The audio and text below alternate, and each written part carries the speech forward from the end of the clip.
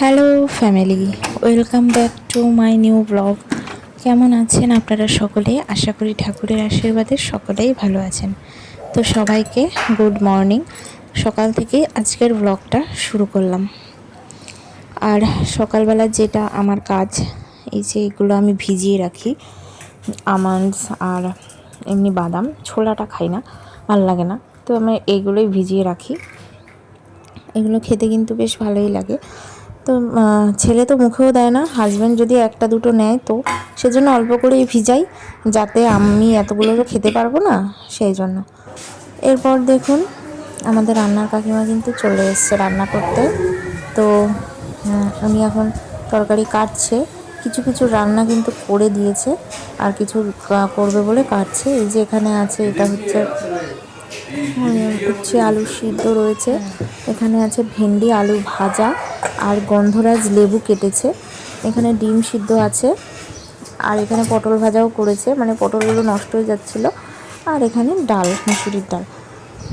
তো এই সকালের এই পর্যন্ত হয়েছে। আর এখানে আমের টক হয়েছে, আর বাদবাকি রান্না এখনও হয়নি, মাছ আরও অনেক কিছু হবে এখানে। আর এই যে প্রেশার কুকারেও বসিয়েছে কিছু উনি হয়তো। তো এখানে ভাত হচ্ছে। ছেলে আবার উচ্ছে আলু সিদ্ধ দিয়ে ভাতটা ভীষণ পছন্দ করে, আর আমাদের আজকে ট্যাংরা মাছ হবে।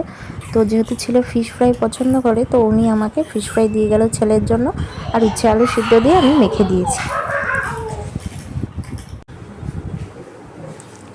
আর আজকে না আমার হাজব্যান্ড অফিস যাবে, কিন্তু একটু দেরিতে যাবে, কারণ ওরা আজকে আবারও ট্রেনিং, ভোটের ট্রেনিং। আগে ভোটের ট্রেনিং 3টে হতো, এখন 4টে করেছে। তো ও আজকে আবার 12টার দিকে বেরোবে। মানে এতদিন ছুটির দিনগুলোতে ট্রেনিং করেছে, যেহেতু আবার 23 তারিখে এক দফায় ভোট আছে, সেই জন্য ওর কিন্তু আজকে আবার ভোটটা বুধবার দিন ফেলে দিয়েছে, অফিসের দিনই ফেলেছে। তো সেই জন্য ও বেরোবে, 12টার দিকে যাবে। আর এই যে দেখুন,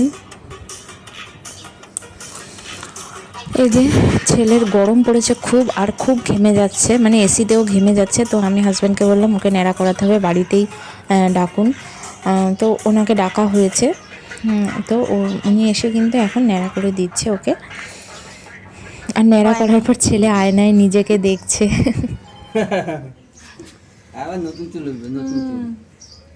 হ্যাঁ মা, না না কাটেনি তো, একদম পারফেক্ট হয়েছে।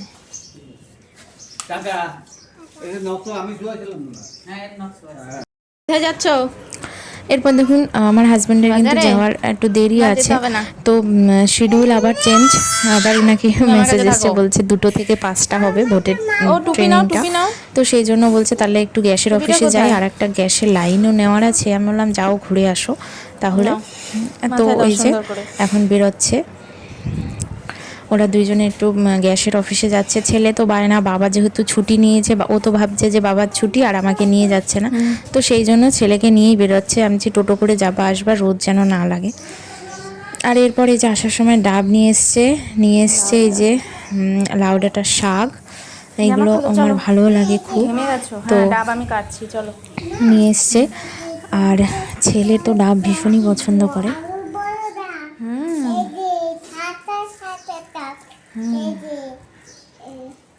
তুমি ডাব খাবে আরেকটা?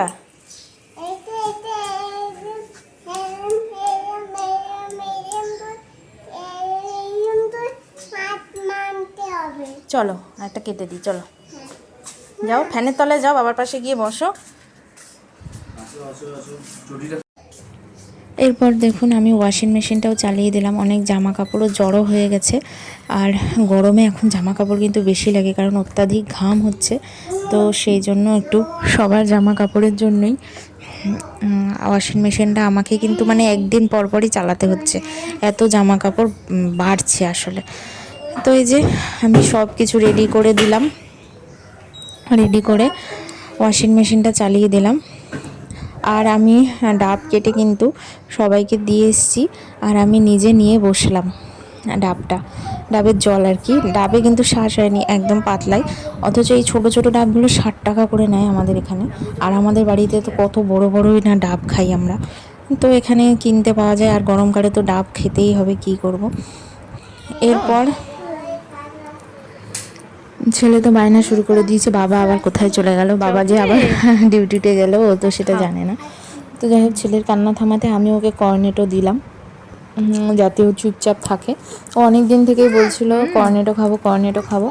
তো এই যে ও এখন কর্নেটো খাচ্ছে, আস্তে আস্তে খাও।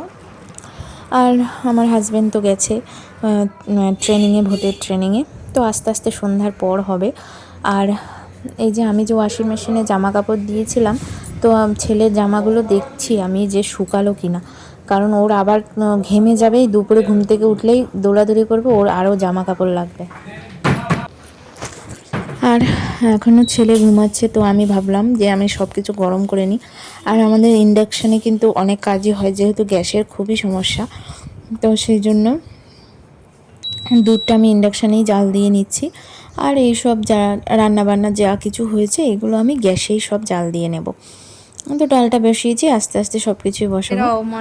এই যে আমার ছেলে উঠে গেছে, মশারির ভিতর থেকেই শুরু করেছে, ঘুম থেকে উঠেই শুরু করেছে, ওর ট্রাক্টর লাগবে, গাড়ি লাগবে, ওর খালি বায়নার বায়নার শেষ নেই। আয়, আর দেখতে হবে না ছাতা, চলে আয়। ছাতা অর্ডার করে দিয়েছে তো।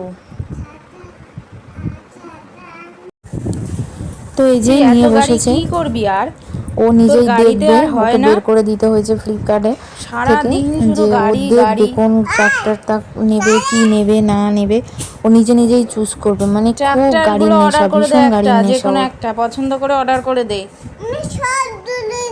ওরে বাবা, তোমার বাবার গাছ আছে তো, ও সবগুলো নেবে।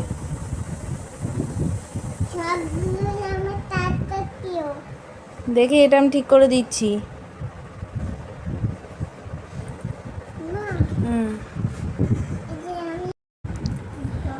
এরপর আমি এই যে ছেলের জন্য দুধ নিয়েছি, আর এখানে আছে মুসলি। এইটার মধ্যে অনেক রকম সিডস দিয়ে এটা বানায়। এটা বাচ্চাদের জন্য যেমন উপকারী, বড়দের জন্য তেমনই উপকারী। তো এখানে আমি ঢেলে নিচ্ছি, কিছুটা বেশি করে নিচ্ছি, কারণ আমিও খেয়ে নেব এখানে, এতটা তো খাবে না।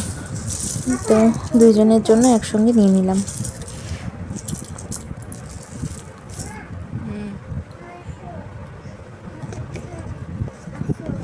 কোথায় যাব? বাইরে। তো পাপা বলছে যে মা এসো দেখো, এসে বাইরে কি হয়েছে কি হয়েছে।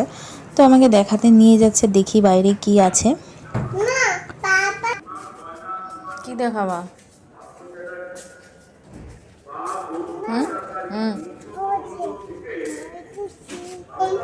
তো কিছুই না, বাইরে এই যে আলো জ্বলছে, ও ভাবছে কি হলো, তো সেটাই দেখতে এসছে।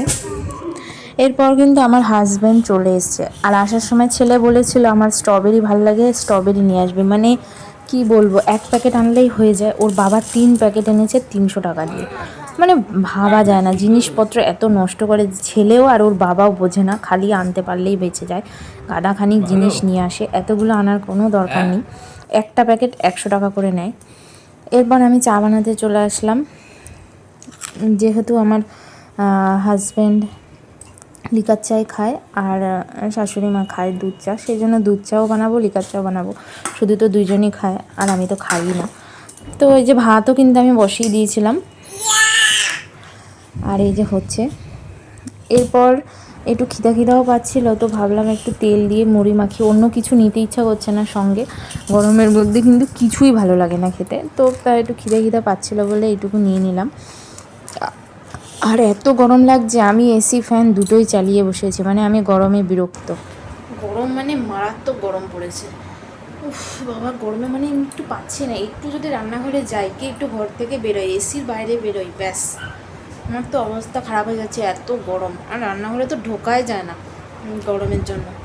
আর এসেই আমি হাজব্যান্ডকে বললাম আগে এসিটা চালাও, এসি না হলে আমার মাথা ব্যথা যেন ঘুরছে গরমে।